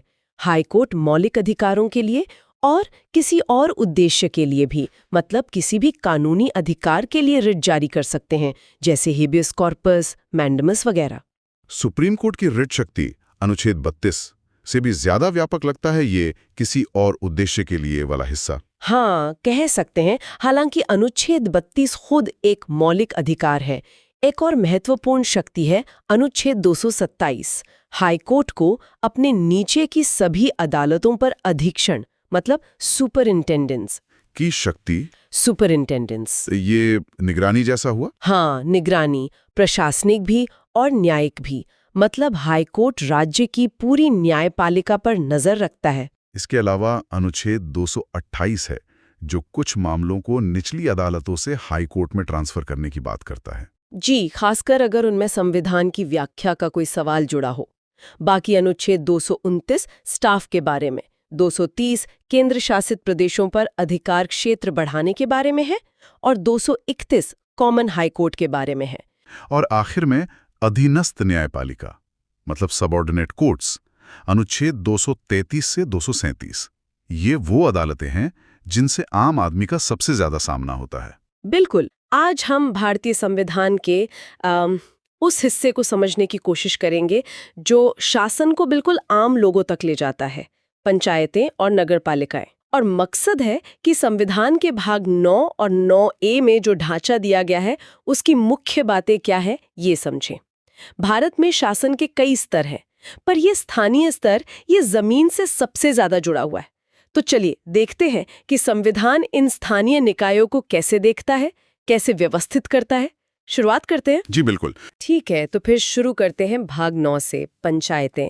इसमें अनुच्छेद 243 से लेकर 243 ओ तक आते हैं। सबसे पहले शायद 243A की बात करें, ग्राम सभा। हाँ बिल्कुल। ग्राम सभा तो समझिए पंचायत व्यवस्था की आत्मा है। गांव के सारे वोटर्स इसमें शामिल होते हैं। अच्छा। एक तरह से सीधी भागीदारी। फिर आते हैं अनुच्छेद 243B और 243C। ये बताते हैं कि पंचायतें बनेंगी कैसे। जी, वो त्रिस्तरीय ढांचा, गांव, ब्लॉक या मध्यवर्ती स्तर, और फिर जिला स्तर पर, और उनकी संरचना कैसी होगी, सदस्य कैसे चुने जाएंगे, ये सब। और इसमें वो आरक्षण वाली बात भी है, अनुच्छेद 243D। हाँ, बहुत महत्वपूर्ण। अनुसूचित जातियों, जनजातियों के लिए उनकी जनसंख्या के अनुपात में आरक्षण, और महिलाओं के लिए भी कम से कम 1/3 सीटें आरक्षित हैं। ये सामाजिक न्याय के लिए मतलब बहुत जरूरी कदम था। बिल्कुल। और कार्यकाल वो भी तय है। जी, 5 साल का निश्चित कार्यकाल, अनुच्छेद 243E, ताकि काम करने का मौका मिले, स्थिरता रहे। अब आते हैं काम पर, मतलब पंचायतों की शक्तियां, अधिकार, जिम्मेदारियां। ये अनुच्छेद 243G में है। हाँ। इसमें बताया गया है कि पंचायतें क्या क्या काम कर सकती हैं। अक्सर इसे संविधान की 11वीं अनुसूची से जोड़कर देखा जाता है, जिसमें कृषि, सिंचाई, सड़कें, ग्रामीण विकास जैसे कई विषय हैं। स्थानीय जरूरतें पूरी करने का अधिकार और पैसा, काम करने के लिए पैसा भी तो चाहिए। जी, उसका भी प्रावधान है। अनुच्छेद 243H पंचायतों को कुछ टैक्स, शुल्क वगैरह लगाने का अधिकार देता है। अच्छा। फिर 243I में राज्य वित्त आयोग की व्यवस्था है। ये आयोग राज्यपाल को सिफारिशें देता है कि राज्य के टैक्स का कितना हिस्सा पंचायतों को मिलना चाहिए। और पारदर्शिता के लिए? उसके लिए 243J है, खातों का ऑडिट, ताकि हिसाब किताब साफ रहे। और चुनाव वो कैसे होते हैं? उसके लिए अनुच्छेद 243K है, राज्य चुनाव आयोग। ये पंचायतों के चुनाव करवाता है, स्वतंत्र और निष्पक्ष तरीके से। और एक और अनुच्छेद है 243O, अदालतों के हस्तक्षेप पर रोक। वो ये कहता है कि चुनावी मामलों में, जैसे सीटों का बंटवारा या चुनाव प्रक्रिया, इसमें अदालतें आमतौर पर दखल नहीं देंगी। अब जरा शहरों की तरफ देखें, भाग 9A, नगर पालिकाएं। जी, अनुच्छेद 243P से 243ZG तक। इसमें भी क्या पंचायतों जैसी ही बातें हैं या कुछ अलग है? काफी कुछ मिलता जुलता है, पर शहरी जरूरतों के हिसाब से कुछ फर्क भी हैं। जैसे अनुच्छेद 243Q बताता है कि नगर पालिकाएं 3 तरह की हो सकती हैं। नगर पंचायत, मतलब जो गांव से शहर बन रहे इलाके हैं, फिर छोटे शहरों के लिए नगर परिषद, और बड़े शहरों के लिए नगर निगम। अच्छा, आबादी और आकार के हिसाब से। जी। और 243R उनकी संरचना बताता है, सदस्य कैसे चुने जाएंगे वगैरह। यहाँ एक खास चीज है शायद, वार्ड समितियां, अनुच्छेद 243S। हाँ, ये बड़े शहरों के लिए है, जहां आबादी 3 लाख या उससे ज्यादा हो, वहां एक या ज्यादा वार्डों को मिलाकर वार्ड समितियां बनाई जा सकती हैं, ताकि और भी स्थानीय स्तर पर लोगों की सुनवाई हो सके। और आरक्षण का सिद्धांत यहाँ भी लागू होता है। बिल्कुल। अनुच्छेद 243T जैसे पंचायतों में SC, ST और महिलाओं के लिए आरक्षण है, वैसे ही नगर पालिकाओं में भी है। कार्यकाल भी वही 5 साल। जी। अनुच्छेद 243U 5 साल का कार्यकाल। और इनके काम, शक्तियां, वो 243W में है। हाँ। इनकी शक्तियों और जिम्मेदारियों का जिक्र है। इन्हें अक्सर 12वीं अनुसूची से जोड़ा जाता है, जिसमें शहरी योजना, सड़कें, पुल, पानी सप्लाई, साफ सफाई, ये सब आता है। शहरों की जरूरतें अलग होती हैं थोड़ी। और वित्तीय मामले, टैक्स, वित्त आयोग, ऑडिट, वो भी पंचायतों जैसा ही है। 243X टैक्स लगाने की शक्ति देता है। 243Y में वही राज्य वित्त आयोग है जो पंचायतों के लिए भी सिफारिशें करता है, वो नगर पालिकाओं के लिए भी करेगा। अच्छा, एक ही वित्त आयोग दोनों के लिए? जी हाँ। और 243Z में खातों के ऑडिट का प्रावधान है। चुनाव का भी वही सिस्टम है, राज्य चुनाव आयोग। हाँ जी, अनुच्छेद 243ZA वही राज्य चुनाव आयोग नगर पालिकाओं की चुनाव भी कराएगा। और 243ZG अदालतों के हस्तक्षेप पर रोक, वो भी वैसा ही है। लेकिन एक चीज यहाँ अलग है जो बहुत महत्वपूर्ण लगती है, वो योजना समितियां। बिल्कुल सही पकड़ा आपने, ये भाग 9A की एक अनोखी बात है।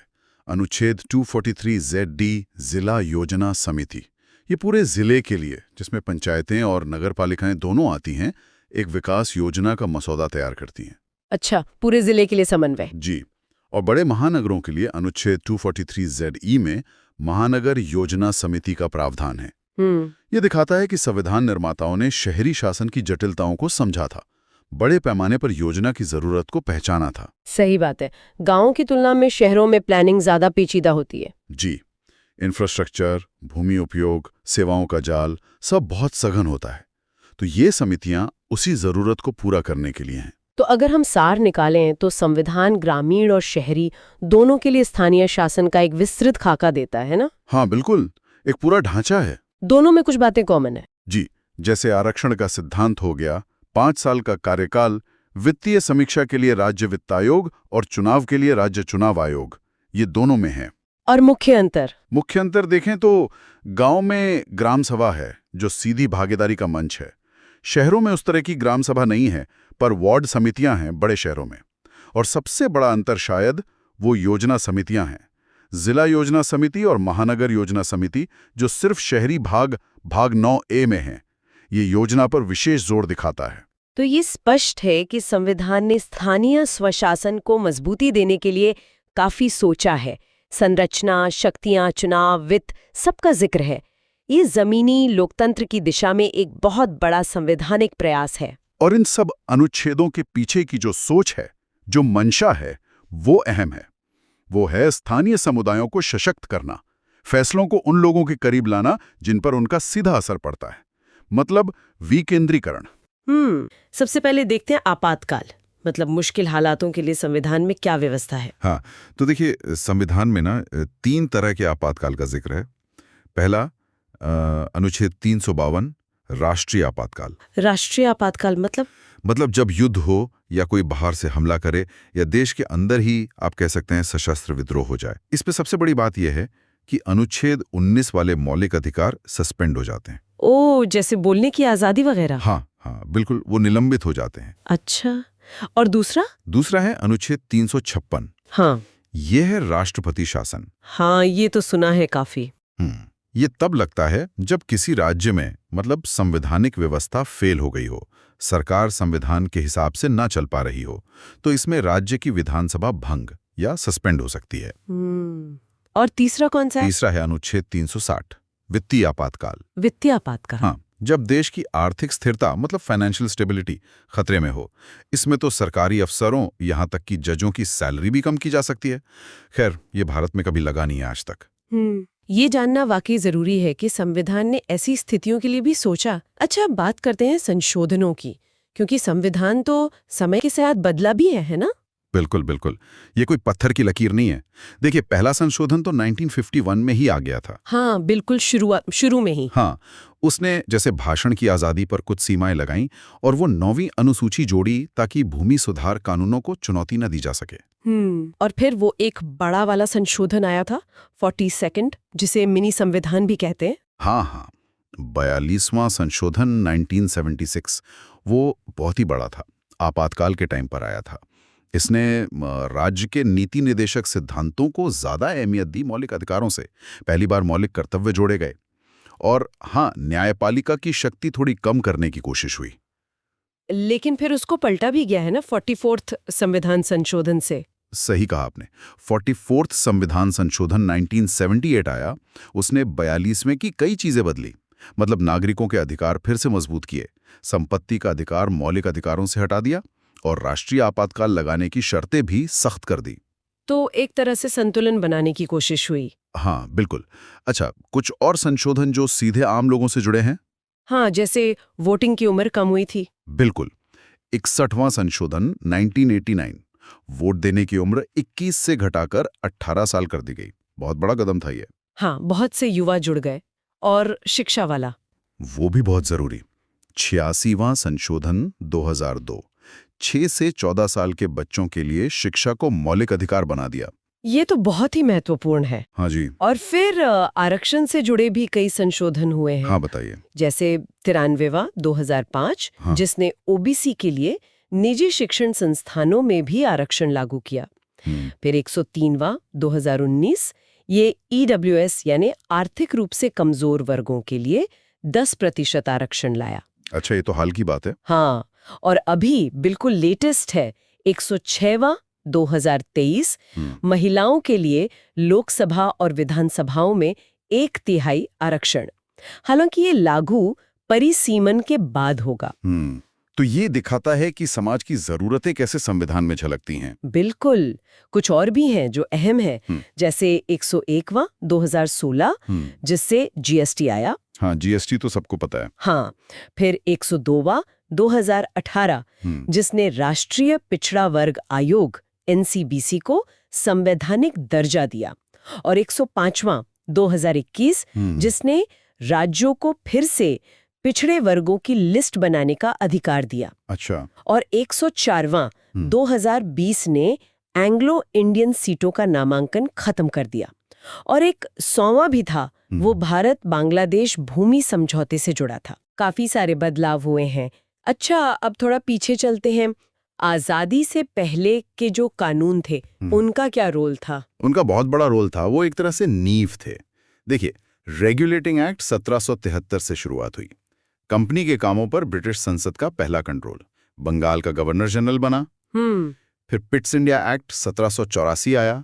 इसने कंपनी के राजनीतिक और व्यापारिक काम अलग किए और इंग्लैंड में बोर्ड ऑफ कंट्रोल बनाया, मतलब दोहरा नियंत्रण। अच्छा। फिर वो चार्टर एक्ट्स आए। 1813 में कंपनी का व्यापारिक एकाधिकार चाय और चीन को छोड़कर खत्म हुआ। 1833 में तो वो पूरी तरह प्रशासनिक बॉडी बन गई और भारत का गवर्नर जनरल बना। और सिविल सर्विसेज। हाँ, 1853 के एक्ट से खुली प्रतियोगिता शुरू हुई, सिद्धांत में भारतीयों के लिए भी। फिर 1857 का विद्रोह हुआ। हाँ, उसके बाद तो सब बदल गया। भारत सरकार अधिनियम 1858 आया। कंपनी राज खत्म, शासन सीधे ब्रिटिश क्राउन के हाथ में। गवर्नर जनरल अब वाइसराय बन गया और एक भारत सचिव का पद बना इंग्लैंड में। लेकिन भारतीयों की भागीदारी वो कब बढ़ी? वो धीरे धीरे 1861 के काउंसिल एक्ट से कुछ भारतीयों को नॉमिनेट किया जाने लगा। 1892 में थोड़ा और अधिकार मिला, बजट पर बहस का। फिर 1909 मॉर्ले मिंटो सुधार, इसमें वो मुसलमानों के लिए अलग निर्वाचन क्षेत्र वाली बात आई। हाँ, पृथक निर्वाचन। हाँ। फिर आए 1919 का एक्ट मॉन्टेग्यू चेम्सफोर्ड सुधार। इसने प्रांतों में द्वैध शासन जार्ची शुरू किया और केंद्र में 2 सदन वाली विधायिका। और 1935 का एक्ट कहते हैं हमारे संविधान का ब्लूप्रिंट वही था। काफी हद तक। भारत सरकार अधिनियम 1935 बहुत बड़ा था। इसने प्रांतों को स्वायत्तता की। एक अखिल भारतीय संघ का प्रस्ताव था जो बना नहीं। शक्तियों का बंटवारा 3 लिस्ट में, संघीय, प्रांतीय, समवर्ती, जो आज भी है। आरबीआई की स्थापना भी इसी से हुई। तो काफी कुछ वहीं से लिया गया। हाँ, बिल्कुल। और आखिर में आया भारतीय स्वतंत्रता अधिनियम 1947, जिसने ब्रिटिश राज खत्म किया भारत पाकिस्तान का बंटवारा किया और हमें अपना संविधान बनाने की शक्ति दी। तो इन सब बातों को अगर हम समेटें तो क्या सार निकलता है? सार यही है कि हमारा संविधान एक लंबी यात्रा का नतीजा है। ब्रिटिश काल के प्रशासनिक ढांचे से लेकर आज़ादी के बाद की सामाजिक, आर्थिक, राजनीतिक ज़रूरतों तक ये लगातार विकसित हुआ है। हाँ, ये कोई एक दिन में बनी चीज नहीं है। बिल्कुल नहीं। आपातकाल के प्रावधान हों, मौलिक अधिकार हों, आरक्षण हो या जीएसटी जैसा टैक्स सुधार, हर बदलाव भारत की कहानी कहता है। कैसे चुनौतियों का सामना किया गया, कैसे ज़रूरतों के हिसाब से व्यवस्था को ढाला गया। तो ये सिर्फ कानून की किताब नहीं बल्कि भारत के सफर का आईना है, कह सकते हैं। बिल्कुल सही कहा। आज हम भारत की शासन व्यवस्था की जो मशीनरी है उसको थोड़ा और मतलब करीब से समझने की कोशिश करेंगे। भारत के संवैधानिक और गैर संवैधानिक निकाय, जी बिल्कुल। इनके नाम अक्सर खबरों में आते हैं। सबसे पहले तो यही सवाल कि जो दो कैटेगरीज हैं, संवैधानिक और गैर संवैधानिक, इनमें बेसिक फर्क क्या है? मतलब ये नाम ही क्या बताते हैं? देखिए, सबसे बुनियादी फर्क है इनकी पैदाइश का, मतलब इनके सोर्स का। अच्छा, संवैधानिक निकाय, जैसा नाम से ही जाहिर है, इनकी शक्ति सीधे भारत के संविधान से आती है। संविधान खुद इनके बनने, इनकी शक्तियों, इनके काम, इनकी सीमाओं के बारे में बताता है। इससे इन्हें एक खास तरह की मजबूती मिलती है, एक ऑटोनॉमी मिलती है। इन्हें बदलना भी मुश्किल होता है क्योंकि उसके लिए संविधान संशोधन चाहिए। हाँ, जो आसान नहीं है। बिल्कुल। और दूसरी तरफ है गैर संवैधानिक निकाय। ये संविधान से नहीं बनते। तो फिर कैसे? ये या तो संसद के किसी कानून, किसी एक्ट से बनते हैं, जिन्हें हम संविधिक या स्टैट्यूटरी बॉडी कहते हैं। अच्छा, स्टैट्यूटरी। हाँ, या फिर ये सरकार के किसी कार्यकारी आदेश, मतलब एग्जीक्यूटिव रेजोल्यूशन से बनते हैं। ओके। इन्हें अक्सर किसी खास जरूरत को पूरा करने के लिए बनाया जाता है। कोई रेगुलेशन करना हो, कोई जांच करनी हो। तो फिर शुरुआत इन पक्के पिलर्स से करते हैं, संवैधानिक निकायों से। जी इनमें तो कुछ बहुत बड़े नाम हैं जिनके बिना शायद आज का सिस्टम सोच भी नहीं सकते। हाँ बिल्कुल। जैसे सबसे पहले भारत निर्वाचन आयोग, इलेक्शन कमीशन ऑफ इंडिया, अनुच्छेद 324। हाँ, इसका काम है संसद, विधानसभाओं, राष्ट्रपति, उपराष्ट्रपति के निष्पक्ष चुनाव कराना। ये तो मतलब लोकतंत्र की जान है। बिल्कुल बिल्कुल। इसकी संवैधानिक स्थिति ही इसे वो ताकत देती है कि वो निष्पक्ष होकर काम कर सके। इतने बड़े देश में चुनाव कराना कोई आसान काम नहीं है। सही कहा। फिर आता है वित्त आयोग, फाइनेंस कमीशन, अनुच्छेद 280। ये टैक्स बंटवारे वाला मामला है ना? हाँ, सही पकड़ा आपने। इसका मुख्य काम यही है कि केंद्र और राज्यों के बीच टैक्स का पैसा कैसे बटेगा, इसकी सिफारिश करना। ये हमारे फिस्कल फेडरलिज्म, मतलब राजकोषीय संघवाद के लिए बहुत जरूरी है। राज्यों को उनका हिस्सा मिलना चाहिए। हाँ, वो तो है। अच्छा, और प्रशासन के लिए यूपीएससी और स्टेट पीएससीज, अनुच्छेद 315 वाले? जी, संघ लोक सेवा आयोग और राज्य लोक सेवा आयोग ये भर्ती का काम करते हैं। आईएएस, आईपीएस और दूसरी केंद्रीय सेवाओं के लिए यूपीएससी और राज्यों की सेवाओं के लिए स्टेट पीएससीज। ये मेरिट के आधार पर भर्ती सुनिश्चित करते हैं ना? हाँ बिल्कुल, ये मेरिटोक्रेसी को बनाए रखते हैं। अगर भर्ती ही सही नहीं होगी तो पूरा एडमिनिस्ट्रेशन कैसे चलेगा? इनकी संवैधानिक स्थिति इन्हें दबाव से बचाती है। ये एडमिनिस्ट्रेशन की रीढ़ है। और जब खर्चा है तो हिसाब किताब भी होगा। उसके लिए है CAG, controller and auditor general of India, अनुच्छेद 148। जी, सीएजी, नियंत्रक एवं महालेखा परीक्षक। इनका काम है सरकार के सारे खर्चों का ऑडिट करना, केंद्र का भी, राज्यों का भी। अच्छा। ये देखते हैं कि जनता का पैसा ठीक से, नियमों के मुताबिक खर्च हुआ या नहीं। इनकी रिपोर्ट संसद में रखी जाती है। हाँ, कई बार सीएजी रिपोर्ट से बड़े मामले सामने आए हैं। बिल्कुल, ये फाइनेंशियल अकाउंटेबिलिटी के लिए बहुत जरूरी है। कानूनी सलाह के लिए भी तो हैं संवैधानिक पद, अटॉर्नी जनरल और एडवोकेट जनरल। हाँ, अनुच्छेद 76 में अटॉर्नी जनरल फॉर इंडिया, जो केंद्र सरकार के मुख्य कानूनी सलाहकार हैं, और अनुच्छेद 165 में राज्यों के लिए एडवोकेट जनरल। इनका काम सरकार को कानूनी सलाह देना और कोर्ट में रिप्रेजेंट करना। जी बिल्कुल, सरकार को भी तो कानून के दायरे में काम करना होता है। हाँ, और कुछ खास वर्गों के लिए भी कमीशंस हैं, जैसे एससी, एसटी, बीसी कमीशंस। हाँ, ये भी बहुत महत्वपूर्ण है। अनुच्छेद 338 में राष्ट्रीय अनुसूचित जाति आयोग, 338A में राष्ट्रीय अनुसूचित जनजाति आयोग और अब 338B में राष्ट्रीय पिछड़ा वर्ग आयोग। इनको भी संवैधानिक दर्जा है। जी, अब तीनों को संवैधानिक दर्जा है। ये इन समुदायों के अधिकारों की रक्षा करते हैं, उनकी शिकायतों को सुनते हैं, भाषाई अल्पसंख्यकों के लिए भी अनुच्छेद 350 में स्पेशल ऑफिसर है। ये सामाजिक न्याय दिखाता है संविधान का। बिल्कुल, और एक नया नाम है जीएसटी काउंसिल, अनुच्छेद 279A। हाँ, जीएसटी वाला, ये तो काफी चर्चा में रहता है। हाँ, ये एक यूनिक बॉडी है जिसमें केंद्र और सारे राज्यों के वित्त मंत्री होते हैं। ये जीएसटी से जुड़े सारे फैसले लेते हैं, रेट्स क्या होंगे, नियम क्या होंगे वगैरह। ये कोऑपरेटिव फेडरलिज्म का अच्छा उदाहरण है। तो मतलब संविधान ने शासन के हर जरूरी पहलू के लिए एक मजबूत स्वतंत्र संस्था बनाने की कोशिश की है। जी बिल्कुल, ये नींव है। चलिए अब आते हैं गैर संवैधानिक निकायों पर। जैसा आपने कहा, ये संसद के कानून या सरकार के ऑर्डर से बनते हैं। ये भी तो काफी अहम रोल निभाते हैं। हाँ, बहुत। ये अक्सर किसी खास मकसद के लिए बनाए जाते हैं। इनमें कुछ स्टैट्यूटरी हैं, मतलब संसद के एक्ट से बने, और कुछ एग्जीक्यूटिव, मतलब सरकारी आदेश से।